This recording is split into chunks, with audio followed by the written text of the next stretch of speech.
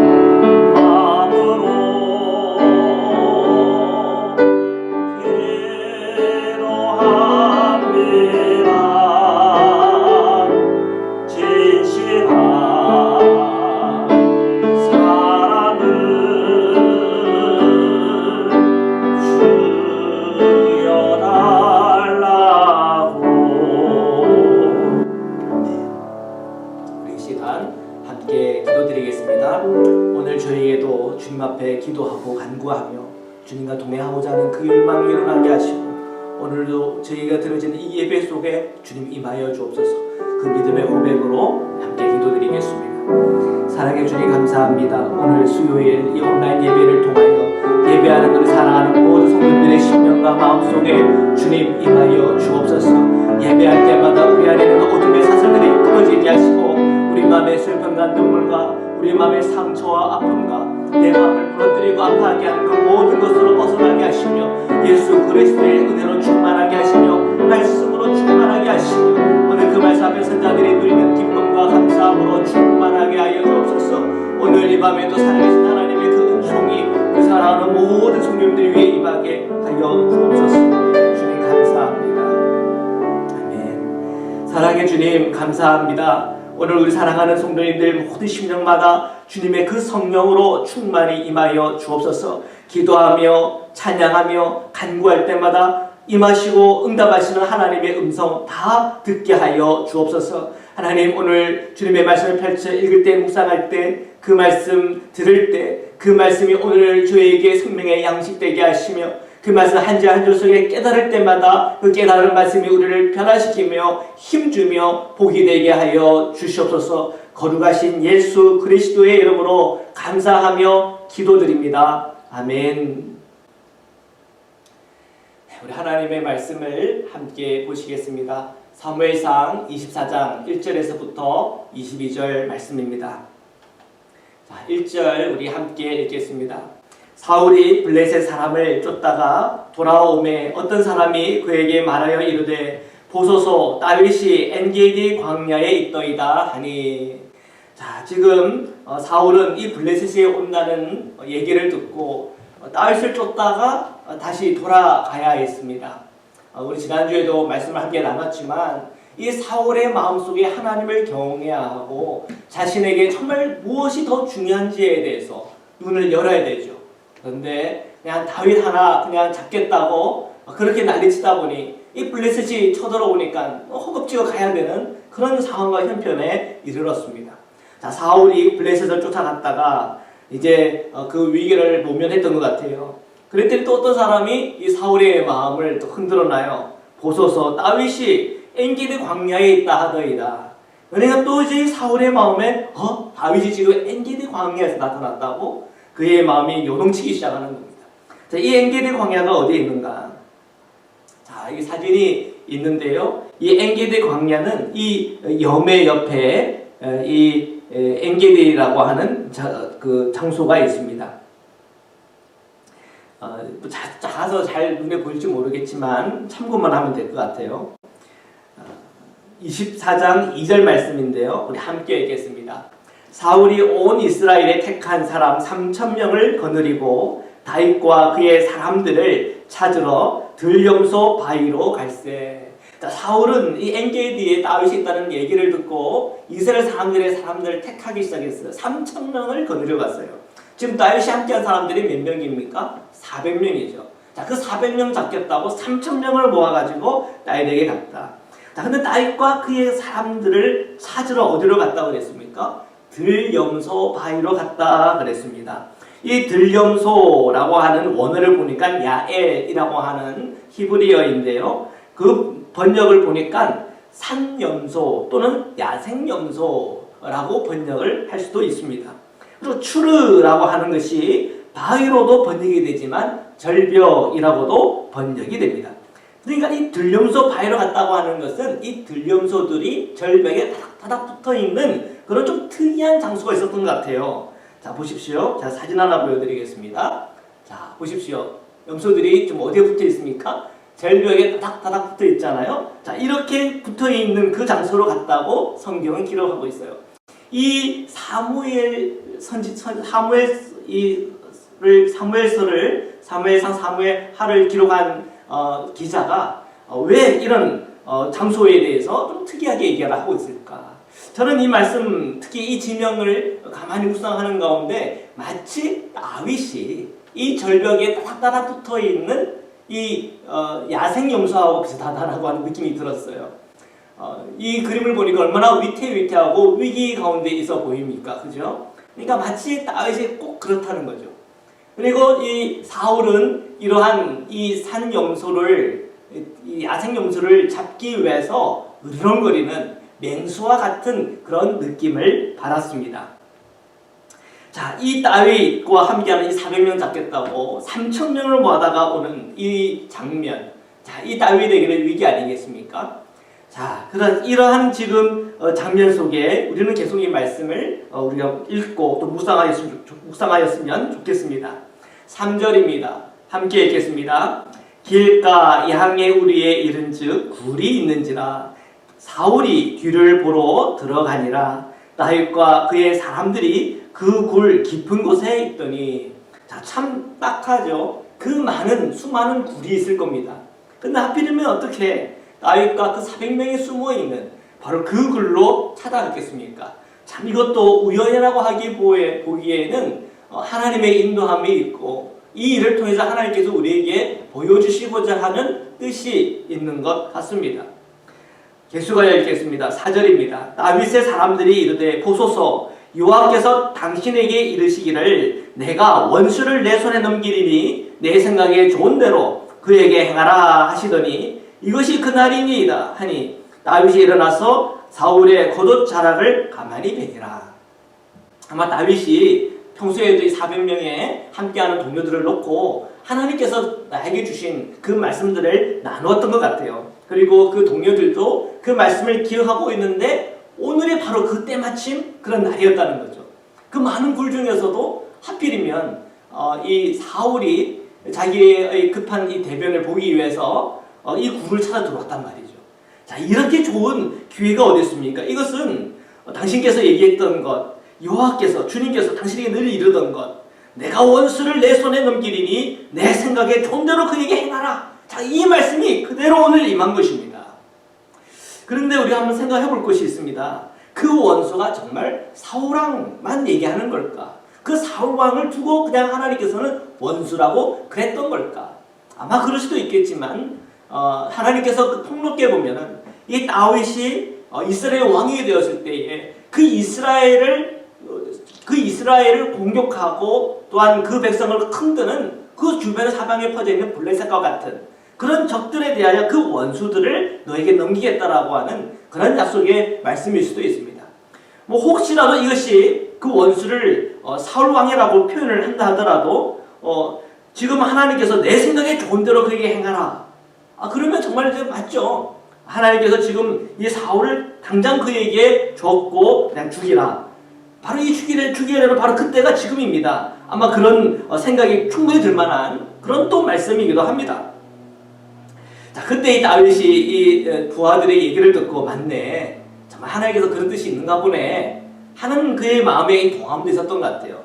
그래서 그를 그에게 살근사근 간 거죠. 조용히 간 거죠. 그리고 이 사울의 겉옷 자락을 뱄다. 죽이지는 않고 그냥 옷자락만 뱄다. 이렇게 성경이 기록이 되어 있습니다. 자, 그 얘기는 뭘까?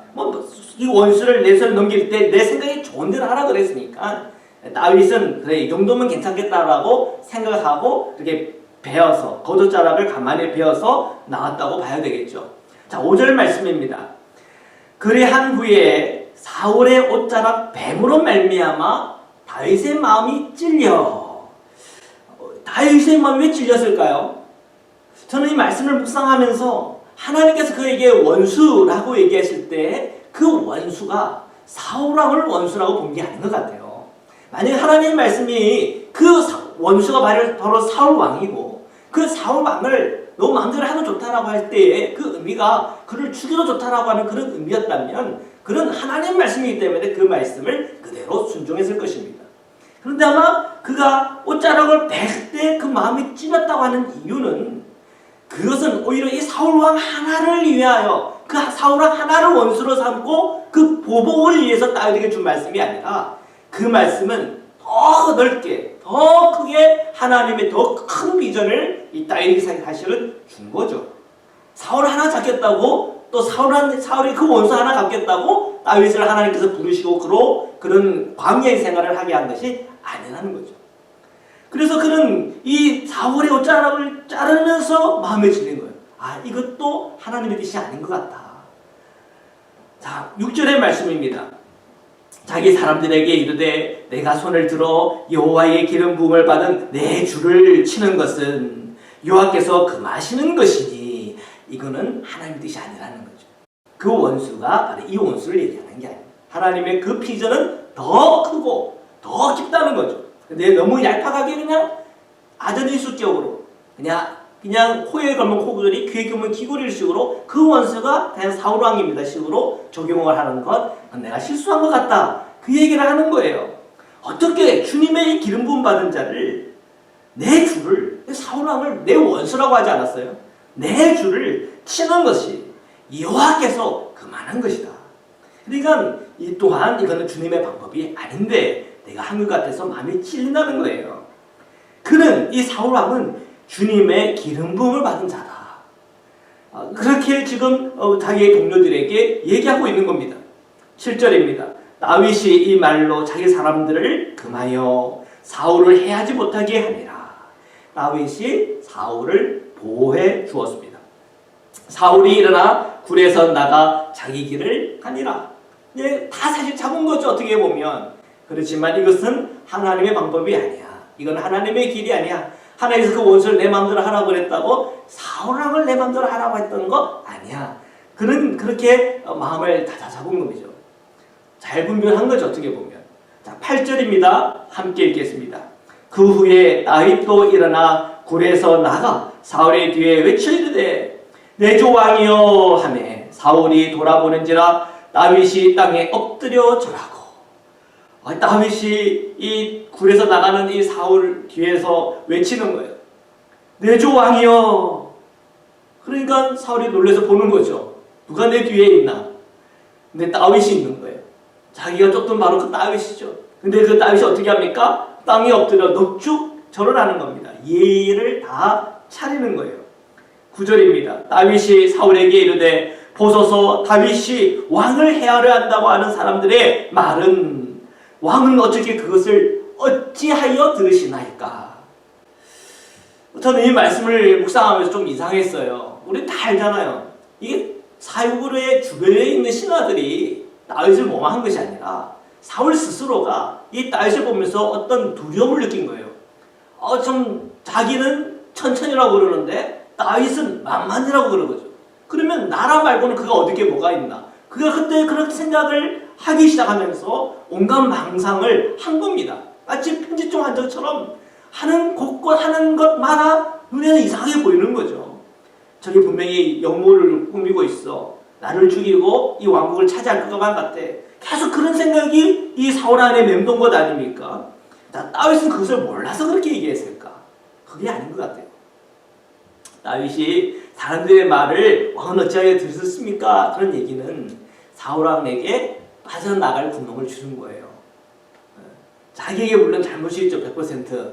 그런데 그거를 다른 사람들 말을 들어서 이렇게 실수하고 있는데 이제는 그 얘기 듣지 말고 이제 다시 나의 이 억울한 것에 대해서 풀어주시고 그런 오해들은 좀 풀어주십사 하는 그런 말을 전달하는 거예요. 다윗이 지혜롭게 얘기하는 거죠.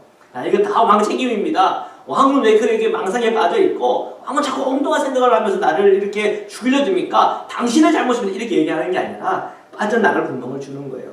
사람들의 말을 들어서 지금 왕이 그런 것 같은데 그런 사람들 말 듣지 마세요. 그렇게 지금 얘기하는 거예요. 지혜롭게 얘기하는 거예요. 그러면 왕으로서 자기 체면도 있는데, 그죠? 그렇지, 내가 다른 사람들 말 안 들어야 되는데 내가 실수한 것 같구나. 이렇게 빠져나갈 군복을 주는 거예요. 명분을 주는 거예요. 명분을. 자, 10절입니다.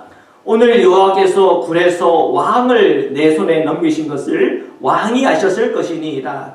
어떤 사람이 나를 권하여 왕을 죽이라 하였으나 내가 왕을 아껴 말하기를 나는 내 손을 들어 내 주를 해하지 아니하리니 그는 여호와의 기름 부음 받은 자이기 때문이라 하였나이다.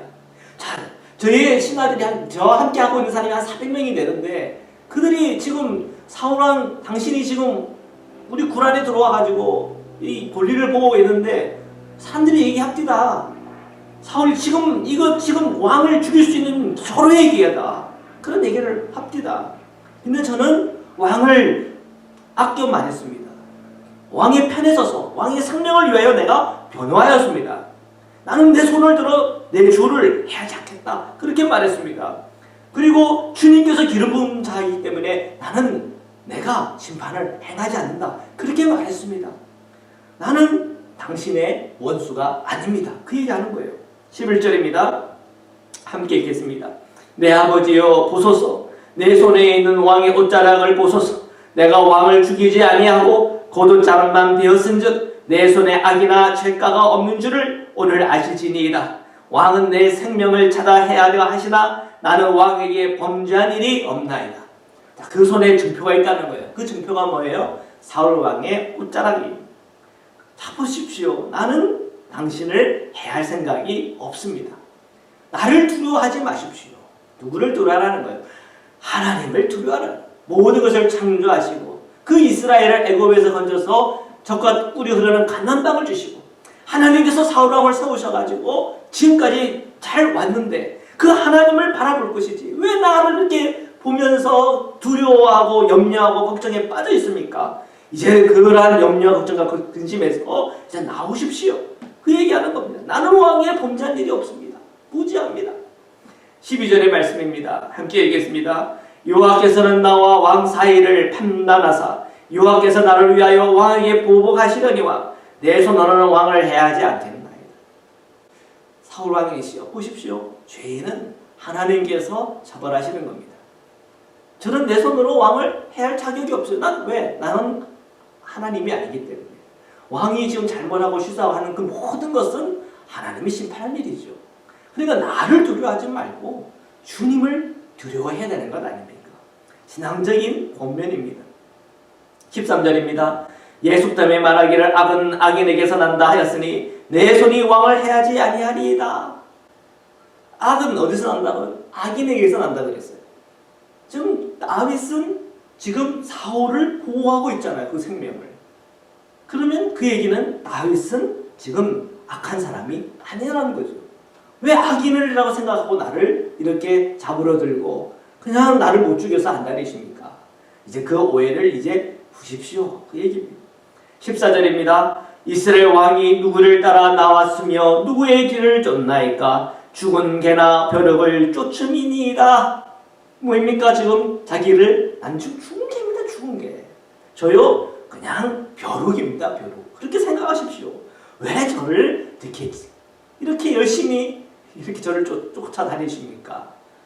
왕은 이스라엘 왕은 뭐 해야 돼요? 나라를 위해 되는 거죠.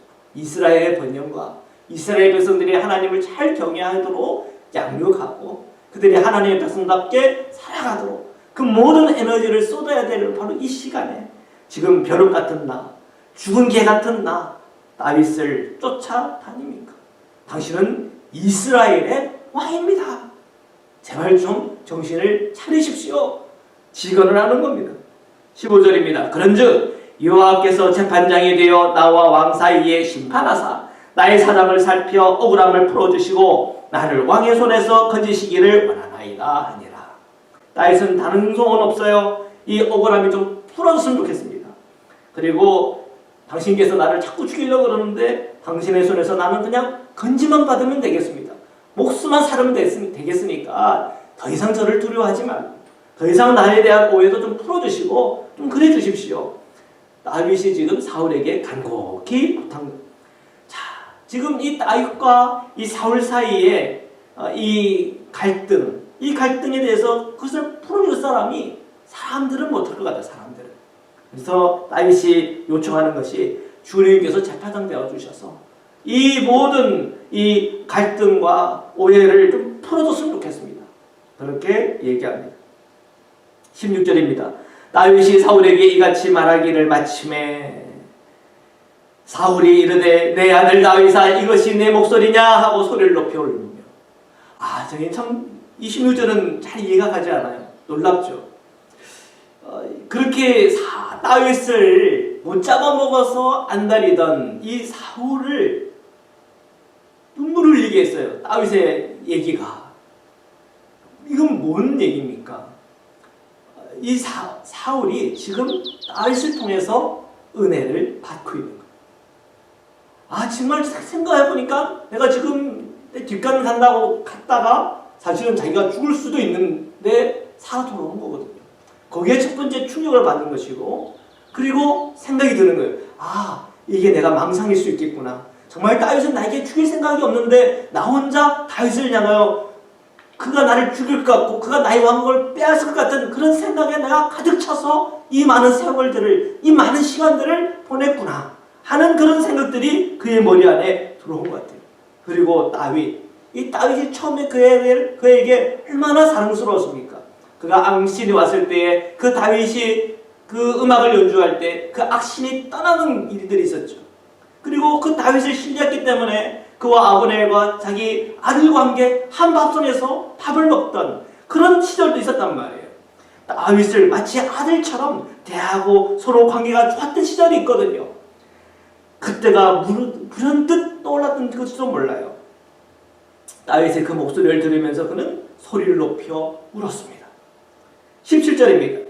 다윗에게 이르되 나는 너를 학대하되 너는 나를 선대하니 너는 나보다 어렵도다. 정말 원수와 같은 것 아닙니까? 자기를 죽이려 들지 않습니까? 그럼 원수죠, 원수. 그런데 그 원수의 입에서 뭐라고 얘기하는 겁니까? 나는 학대를 했는데 너는 나를 선대하는구나. 너는 나보다 어렵구나.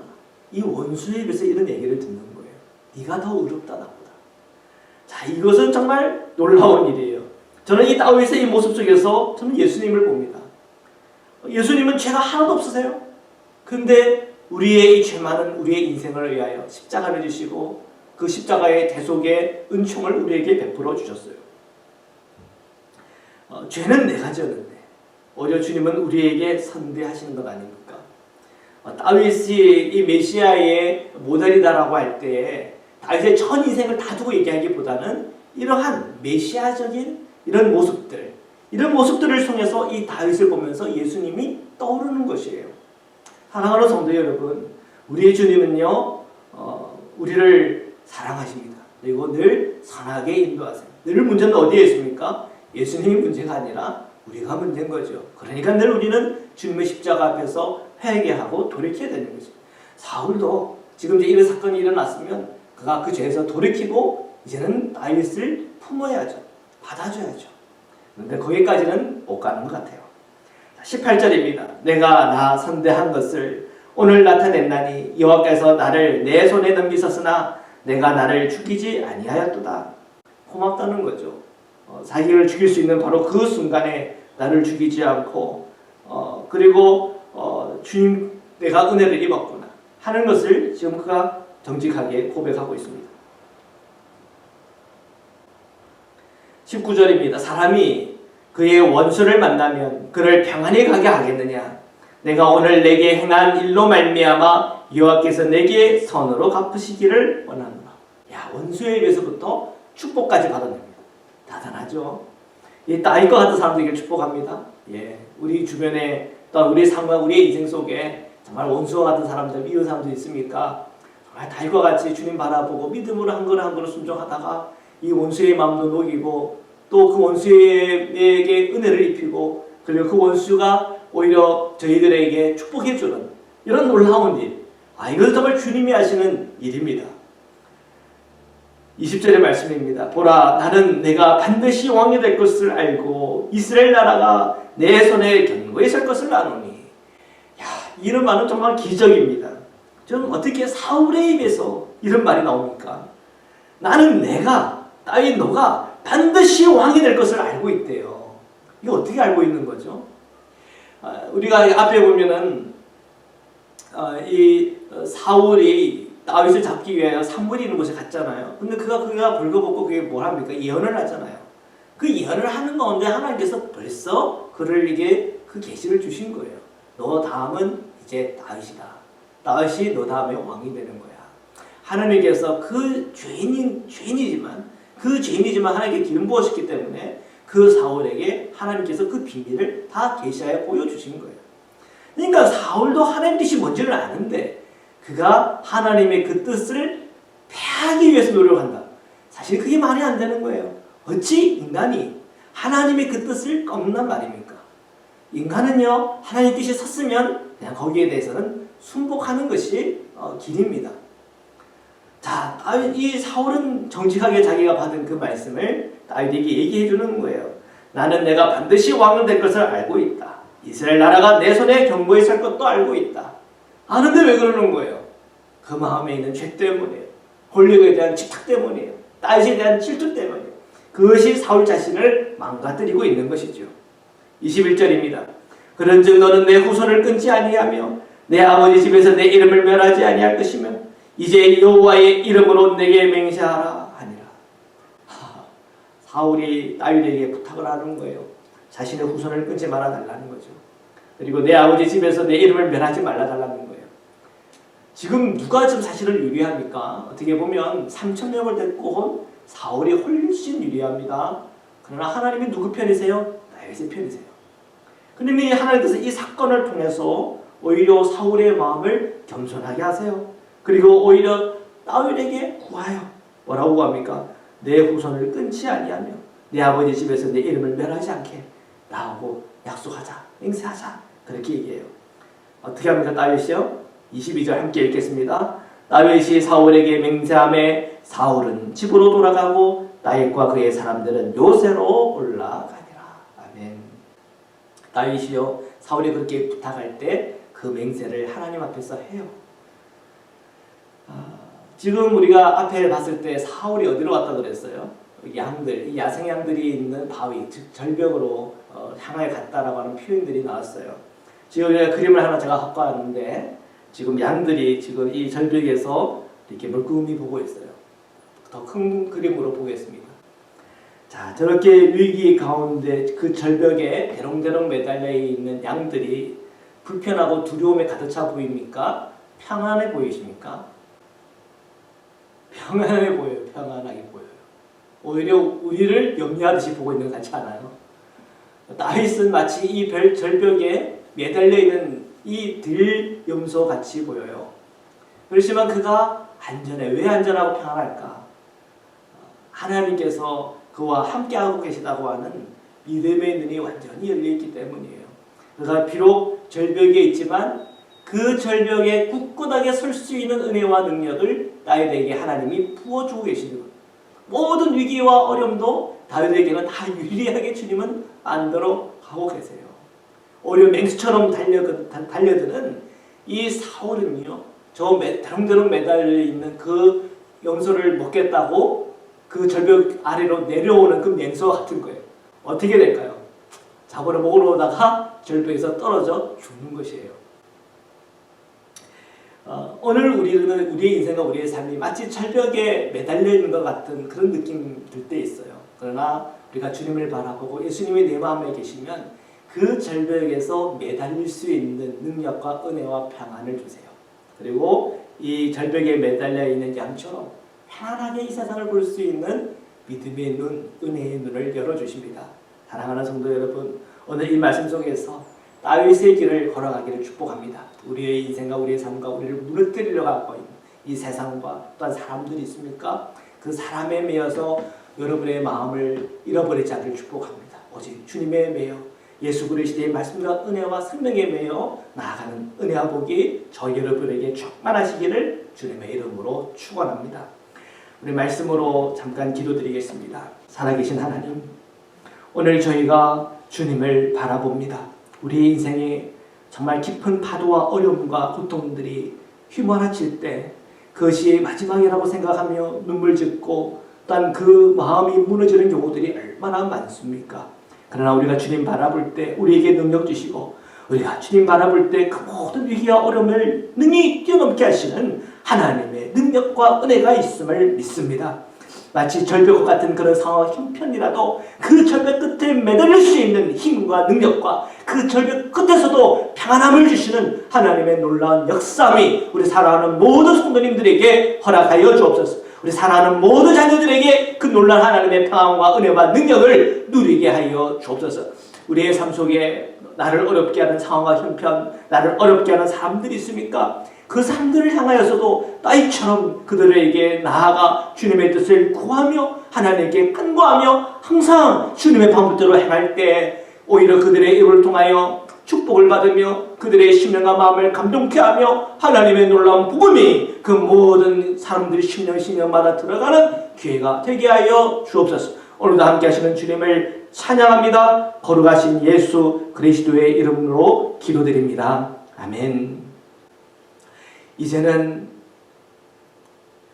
우리를 구원하시고 영원한 생명의 문을 열어주신 우리 주 예수 그리스도의 한량없는 은혜와 우리를 사랑하시되 끝까지 사랑하시는 하나님의 사랑과 오늘도 저희에게 위로 주시고 힘 주시고 능력 주시며 평안함을 주시는 성령의 교제 교통하심이 오늘 이 온라인으로 예배하는 사랑하는 모든 성도님들과 흩어지는 성도들과 저희 모든 자녀들 위해 지금부터 영원토록 함께하기를 간절히 축원하옵나이다. 아멘.